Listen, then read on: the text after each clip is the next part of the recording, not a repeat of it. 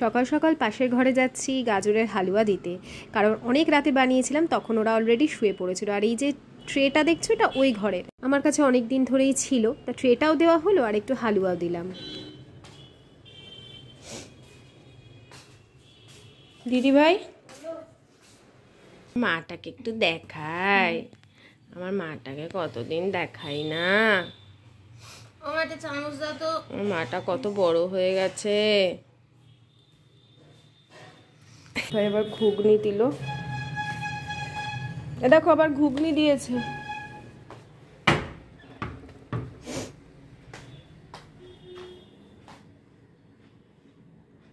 রুটি দিয়ে খাবে? বেগুন ভাজাটা করে নি, বেগুনটা কেটে রাখলাম, ভাবলাম রুটি দিয়ে খাবো, ভাত দিয়ে ডাল দিয়ে হয়ে যাবে, থাক, জলে ভিজিয়ে রাখতে হবে। আর এই যে আমি তো আর খাবো না, এটা শুধু আয়ুষ্মান আর ওর বাবার জন্য।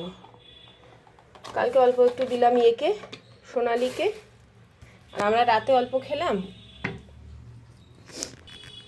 কালকে মানে কটায় বানিয়ে উঠেছি, তখন 11:30 বাজে। 11:30 সময় আমার ওই ঘরে ওদের সবার একটা ঘুম হয়ে যায়, তো সেই জন্য আমি রেখে দিয়েছিলাম যে ওদেরকে সকালেই দেবো। তো চলো ভিডিওটা দেখতে থাকো। তোমরা অনেকেই আমাকে বলো ডিমের পোস্টটা আমি যেভাবে উল্টিয়ে করি সেটা দেখাতে, কারণ ডিমের পোস্ট সাধারণত একটা দিকেই সকলে করে, দ্বিতীয় দিকটা উল্টাতে গেলে এই কুসুমটা ভেঙে যায়। তো কড়াইটা খুব গরম থাকতে হবে, একটা দিক বেশ ভালো করে ভাজা হয়ে গেলে সেকেন্ড পার্টটা উল্টিয়ে কিছুক্ষণ অন্তত রাখবে, তবে এত বেশিক্ষণ রাখা যাবে না যে কুসুমটা শক্ত হয়ে যায়, জাস্ট ওপরে একটা লেয়ার তৈরি হবে। এরকম সময়তেই কিন্তু এবার আর কড়াই মানে খুন্তি দিয়ে ওঠানো গেলেও ওঠাতে যেও না, তাহলে ভেতরের দিক থেকে কুসুমটা বেরিয়ে আসতে পারে।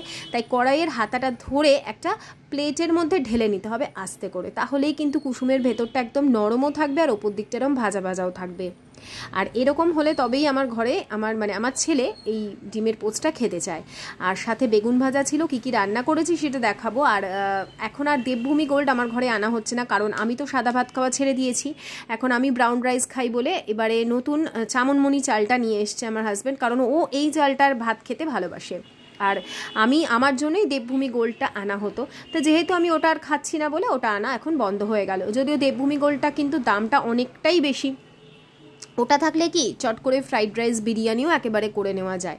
তো যাই হোক, এবারে চামনমণি চাল আনা হয়েছে। আমার বর এবারে যে ভাত খেয়েছে খুব তৃপ্তি করে খেয়েছে। তো কী কী রান্না দেখো, এখানে ডাল করেছিলাম কাঁচা টমেটো দিয়ে, কারি পাতা দিয়ে, ভীষণ ভালো হয় ডালটা খেতে। বেগুন ভাজা ছিল আয়ুষ্মানের জন্য, একটা ডিমের পোস্ট ছিল, আর এই দিকে কি যেন করেছি দাঁড়াও দেখাচ্ছি, আমি নিজেও ভুলে গেছি। ও এটা হচ্ছে আমার ব্রাউন রাইস, এখানে গতকালের একটু আলু পোস্ত ছিল, আর এটা হচ্ছে লোটে মাছের ঝুড়ি। লঙ্কার গুঁড়ো না থাকায় কালারটা এরকম এসছিল। এরপরে বেশ দুপুরবেলা অনেকক্ষণ রেস্ট নিয়ে বিকেলের পর থেকে ব্লগটা শুরু করলাম যথারীতি। একটু রেডি হয়ে নিয়েছি সন্ধে, কারণ হচ্ছে বাজার যাব, কিছু সবজিপাতি ভেবেছিলাম কিনে নিয়ে আসবো, এছাড়াও টুকিটাকি ঘরের কেনার থাকে। আর আমি এই সন্ধ্যের টাইমটাই বেরোনোর সময় পাই, সকালে যে বাজার আসে সেটা আশিস করে, মাছ মাংস সেই সমস্ত বাজার আশিস করে, আর আমি সন্ধ্যের পর যে গ্রসারিজ থাকে সেগুলো করি।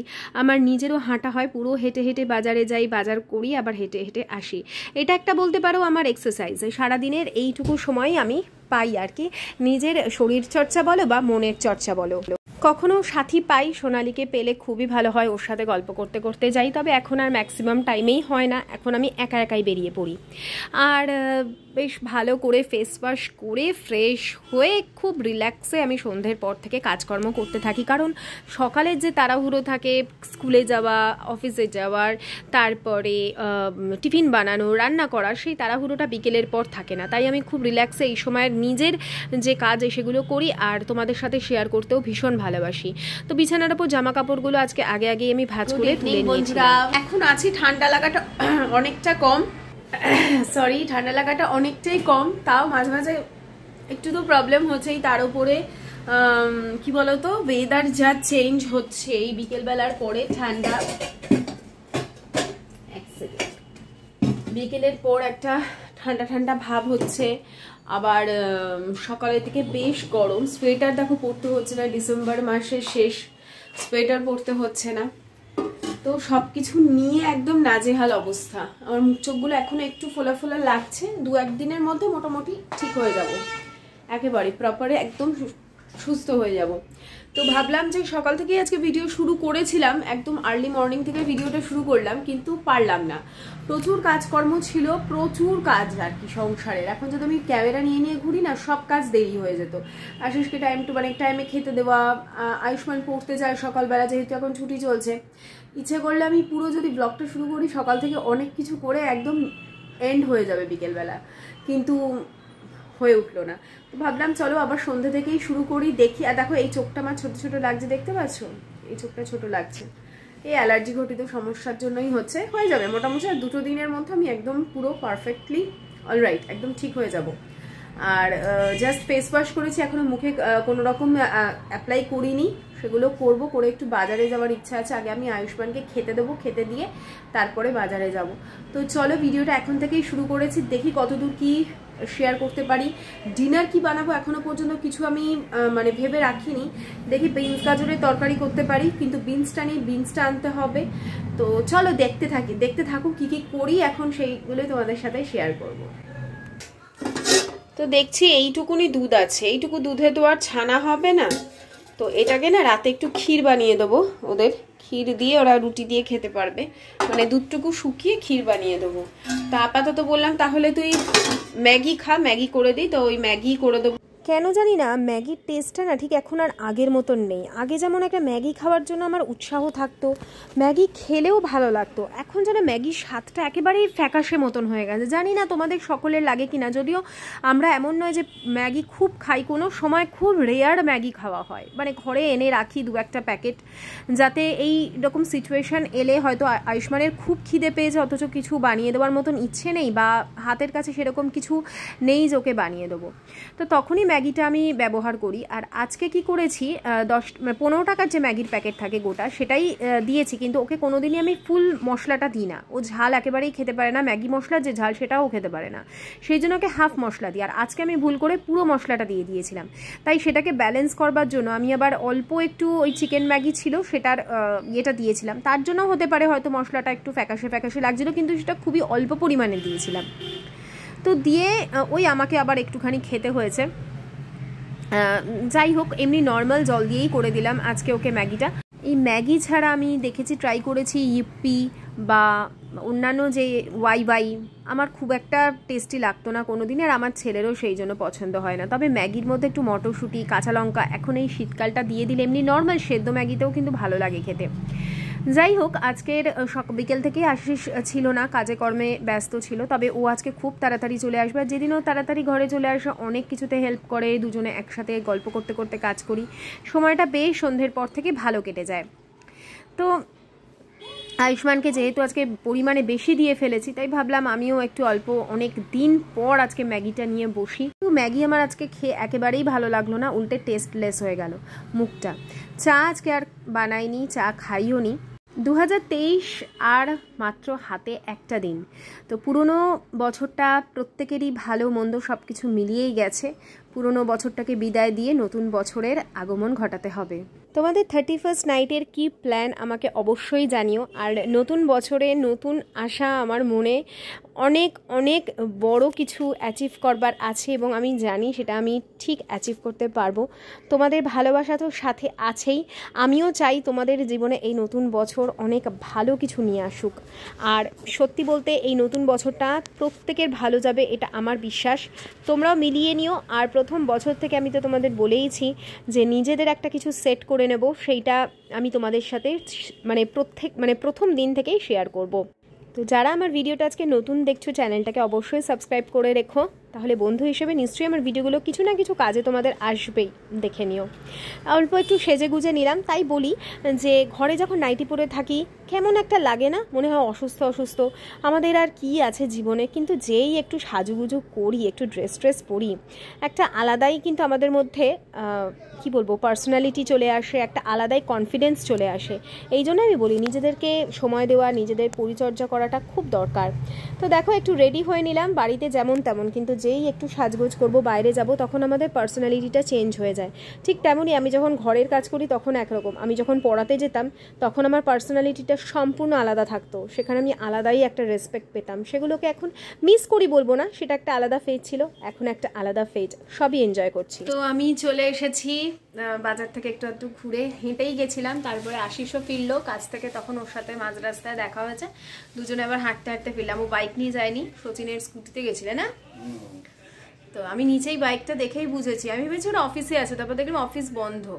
তো আমি তারপর হাঁটতে হাঁটতে বাজারে গেলাম, গিয়ে যা যা দরকার ছিল টুকিটাকি, দরকারের থেকেও বেশি কথা একটু বেরোলাম না, সেজে গুজে ভালো লাগে, না হলে ওই নাইটি পরে ঘরে থাকলে আরও বেশি মন মেজাজ আমার, এই যেহেতু এই সময়টা আরও বেশি আমার মন মেজাজটা খিটখিট খিটখিট করে, ভালো লাগে না, শরীরটা কেমন করে। একটু ঘুরে এলাম, মাথাটাও ঠান্ডা হালকা লাগছে।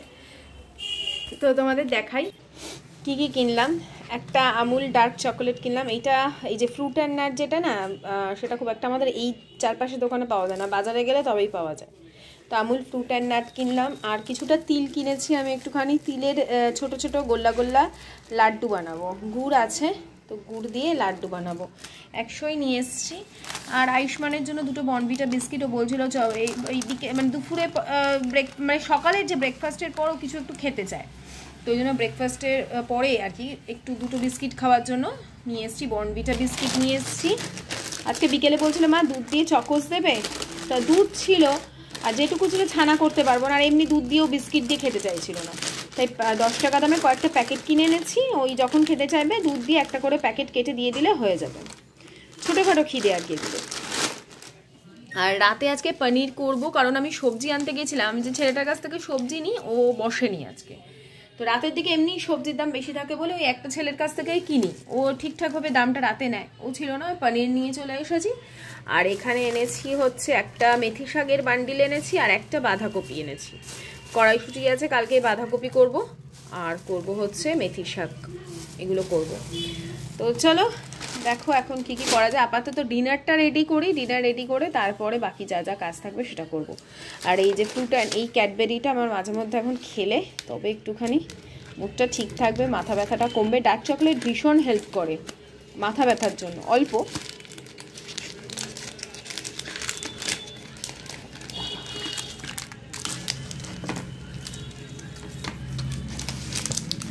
আয়ুষ্মান বড় হয়ে যাওয়ার পর থেকে আর কোনো হেলথ ড্রিঙ্ক খেতে চায় না, হয় নর্মাল দুধ দিই, না হলে এমনি ও দুধ দিয়ে বা ছানা করে দিই। কিন্তু এখন এই যে ছোটো ছোটো প্যাকেটগুলো কিনে আনলাম, এগুলো 5 টাকা করে নিয়েছে, এগুলো হয়তো মাঝে মাঝে দিলাম বা আমি নিজেও খেলাম, সেই জন্য এগুলো কিনে এনেছি, তোমাদের দেখাতে ভুলে গেছিলাম বলে আর একবার দেখালাম। যেহেতু এখন গরুর দুধ আসে, আমার নিজেরও একটু খাবার দরকার, তো সেই জন্য নিয়ে এলাম, জাস্ট ফর বলতে পারো টেস্ট চেঞ্জ করবার জন্য, কারণ এগুলোকে আমার খুব একটা হেলথ ড্রিঙ্ক বলে আর মনে হয় না, তার থেকে মনে হয় ঘরোয়া খাবার দাবার খাওয়া অনেক বেশি বেটার। যাই হোক, পনিরটা আজকে নিয়ে এসেছি, আমি যে দোকান থেকে পনির কিনি ভীষণ ভালো পনির দেয়, ক্রিম পনিরই ওনারা ব্যবহার মানে বিক্রি করেন, আর কিন্তু দিয়েছে এমনভাবে, এমন কর্নার করে কেটে দিয়েছে যে আমার কাট করতে গিয়ে বারবার এদিক ওদিক হয়ে মানে শেপটাকে আমি ঠিক মতন আনতেই পারছিলাম না। তো আশিস এখন আমাকে একটু ক্যামেরাটা ধরে দিয়েছে, খুব ভালো লাগে, খুব হেল্প হয় যখন কেউ একটু ক্যামেরা ধরে দেয়, কিন্তু আমার সেই সুবিধা নেই। আমাকে অনেকেই জিজ্ঞেস করে যে তুমি যখন ভিডিও শ্যুট করো কে ধরে দেয়, আমাকে কেউ কোনো দিন আজ পর্যন্ত একটু ক্যামেরাটা ধরে হেল্প করেনি, তার কারণ যখন কাউকে দিয়েছি একটু করেই তারা বিরক্ত হয়ে যায়। আশিসকে এখানে বললাম রসুনগুলো ছাড়িয়ে দাও, রসুনগুলো ছাড়ানো থাকলে আমার একটু সুবিধা হয়, এখন ফাঁকা আছে, কাজে আবার লাগিয়ে দিয়েছি। ওকে যখন লকডাউনের সময় থাকতো তো আমাকে অনেক হেল্প করে দিত, সবজি টবজি কেটে দিত, আস্তে আস্তে ও খুব স্লোভাবে করতো, কিন্তু করেছে, ওই টাইমটা প্রচুর করেছে আমাকে হেল্প, তখন থেকেই অনেক কিছু শিখেছিল। তখন আমাকে কমেন্ট করতো অনেকে যে 5খানা হয়ে গেছে, তো সেটাই বলছিলাম যে লকডাউনের সময় অনেক সময় করে দিত, তো আমি দেখাতাম যে লকডাউনে সবাই সবাইকে হয় হেল্প করেছে, আর না হলে বাড়িতে অশান্তি, মেয়েরা প্রচুর কষ্টে সময় কাটিয়েছে, প্রচুর নিজের চোখে দেখা, নিজের বেশ কিছু পরিচিতর মধ্যে দিয়ে, কারণ তখন মানুষের অনেকের কাজ চলে গেছে, অনেকে বাড়িতে থাকতে থাকতে ফ্রাস্ট্রেটেড হয়ে গেছে, আবার অনেকে এই টাইমটা ফ্যামিলির সাথে খুব ভালোভাবে কাটিয়েছে, তো আমি ভালোভাবেই মোটামুটি টাইমটা কাটিয়েছিলাম, তো সেগুলো দেখাতাম অনেক কথা। আর পায়েলের থেকে বেশি কাজ পায়েলের বর করে দেয়, মানে মানুষের কি বলবো, ভালো জিনিসটাও ভালোভাবে নিতে পারে না। তো একটা হাজব্যান্ড যদি একজন তার স্ত্রীকে হেল্প করে দেয়, এটা তো খুব ভালো, এটা তো ভালো লক্ষণ যে সে তার স্ত্রীর কষ্টটা বোঝে। কারণ সংসারের কাজটা খুবই কষ্টের কাজ। আমরা ভাবি সংসারের কাজটা কোনো কাজই নয়, কিন্তু খুবই কষ্টের, একঘেয়েমি, খুবই সেটা যারা বোঝে না আর কি বলা যাবে।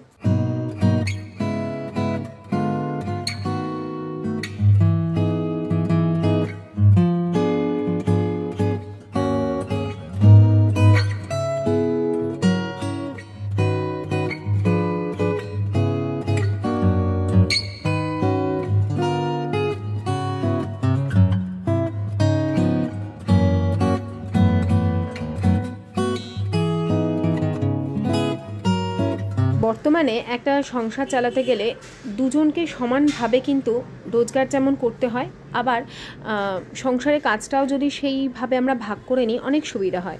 ম্যাক্সিমাম ক্ষেত্রে আমি দেখেছি মানে যে মেয়েরা ওয়ার্কিং তাদের হাজব্যান্ডরাও যথেষ্ট কিন্তু সংসারের কাজে তারা অ্যাক্টিভ হয়, এমনকি ভীষণ ভালো রান্না করে। আমার নিজেরই কত বান্ধবীদের হাজব্যান্ড আছে যারা দুর্ধর্ষ রান্না করে, মানে মেয়েদেরকেও হার বানিয়ে দেবে। তো সেটা আমার খুবই ভালো লাগে। আর যাই হোক, গল্প করতে করতে তোমাদের সাথে দেখো রুটিগুলোও হয়ে গেল। আর শীতকালে গরম গরম রুটি, তার সাথে পনির, একটা আলাদাই ডিনার, তাই না?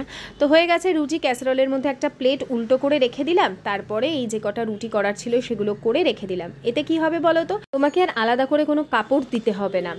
তো রুটি হয়ে গেছে। এখন চাকি বেলুনি অবশ্যই ধুয়ে আগে তুলে দেবো। রোজ রোজ এখন আর আমি মানে লিকুইড ডিটারজেন্ট দিয়ে মাজি না, জল দিয়ে ধুলেই হয়ে যায়। কারণ রুটি হাতে গোনা 5টা আমাকে করতে হয়। যদি সকালে করি তখন জল ধোয়া করে রেখে দিই, আবার রাতেও তাই জল ধোয়া করে হয়তো রেখে দিলাম, হয়তো পরের দিন আবার সাবান দিয়ে ভালো করে ডলে ধুয়ে ফেললাম।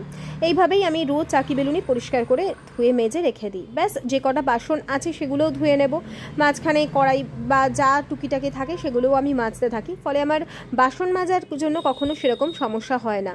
আর ওই যে আশিস ওখানে বসে বসে রসুনগুলো ছাড়িয়ে দিচ্ছে আর আমার সাথে গল্প করছে। এই সময়টুকুই হচ্ছে সবচেয়ে বড় পাওয়া। তো এরপরে আমার হাতে যেহেতু বেশ কিছুক্ষণ সময় আছে, আয়ুষ্মান এই সময় পড়াশোনা করছে, আর আমরা ডিনারটা একটু পরে করব, কারণ আয়ুষ্মানের কিছু পড়া, যেটা আশিস আর কি পড়া ধরছে, যতক্ষণ না পড়াটা দেবে ততক্ষণ আমরাও ডিনার করব না, আয়ুষ্মানকেও দেওয়া হবে না, এরকমই চলছিল। তা আমি ভাবলাম যতক্ষণ পড়ছে ততক্ষণ আমি আগামীকালের যে রান্নাবান্নাগুলো আছে সেগুলো একটু কেটে কুটে গুছিয়ে রাখি। তোমাদের দেখাই আমার এই চপারটা, যেটা আমি আগেও বহুবার তোমাদের সাথে শেয়ার করেছি। এটা ফিলিপস কোম্পানির চপার। কতটা সুবিধা, বাঁধাকপি এমনি আমাদের কাটতে একটু হলেও তো সময় লাগে, কিন্তু এই হ্যান্ড চপারে জাস্ট কয়েক সেকেন্ড বা 1 মিনিটের মধ্যে পুরো বাঁধাকপি তুমি কেটে কুচিয়ে নিতে পারবে। আমি তোমাদের আরও ক্লোজ করেও দেখিয়ে দেবো যে দু একটা মানে এরকম দড়ি ধরে টানলেই যেরকমভাবে আমরা বাঁধাকপি বটির সাহায্যে কাটি, সেরকমভাবে বটি বা ছুরিতে কাটি, সেরকমভাবেই আমরা কেটে নিতে পারবো। শুধু বাঁধাকপি না, পেঁয়াজ তো ভীষণ সহজে হয়ে যায়, তারপরে গাজর কুচি হয়ে যায়। তো দেখো, জাস্ট কয়েকবারই করতে হবে, বেশিবার ঘোরালে কিন্তু একদম ঝিরিঝিরি হয়ে যাবে, যেটা আবার মোমোর জন্য, যদি মোমো করো তখন ভীষণ মানে ওই মিহি কুচিটা মোমোর জন্য যেটা, সেটার জন্য প্রায় অনেকবার তোমাকে দড়িটা টানতে হবে। আর এইটা জাস্ট 3-4 বার দড়িটা ধরে টানলেই হয়ে যাবে। আর যে বড় বড় পাতাগুলো থাকবে সেগুলো বের করে আর একবার তুমি ঘুরিয়ে নাও, তাহলেই যথেষ্ট, কিন্তু খুব বেশি করতে হবে না। তো এইভাবে কয়েকবারেই কিন্তু আমার দেখো বাঁধাকপিটা কুচোনো হয়ে গেল। আর মেথি শাক করব কাল, তাই মেথি শাকগুলোও ভালো করে বেছে ধুয়ে রেখে দেবো, কাটাকুটিটা কালকে করব। তো চলো এবার ডিনার করে নেওয়ার পালা। ডিনার কমপ্লিট হয়ে গেছে। রেসিপি তো শেয়ার করিনি, কারণ এই রেসিপি বহুবার শেয়ার করেছি। আর তোমরা হয়তো বলবে পায়েল তুমি একই রেসিপি বারবার পনিরের করো কেন, আরও তো অনেক কিছু আছে। আসলে পনিরের এই রেসিপিটা এত তাড়াতাড়ি হয়ে যায়।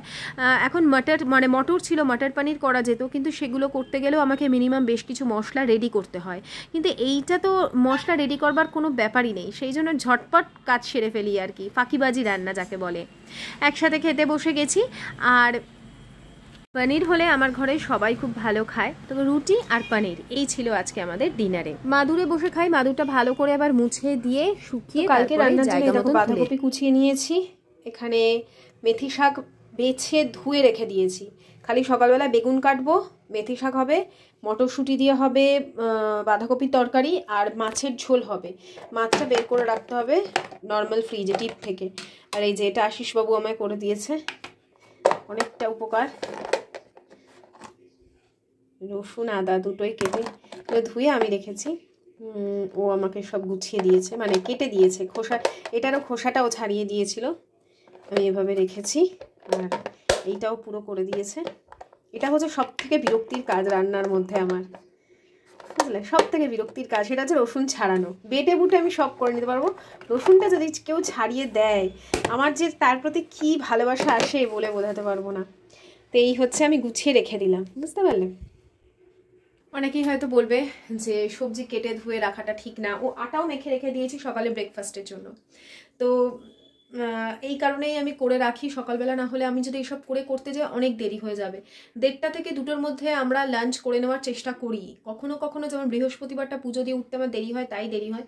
নাহলে রান্নাবান্না আমার মোটামুটি 12:30টার মধ্যে কমপ্লিট হয়ে যায়। 1:30টার মধ্যে আমরা লাঞ্চ করে নেওয়ার চেষ্টাটা করি একদম। এর থেকে বেশি দেরি করলেই হজম হতে অসুবিধা হয়।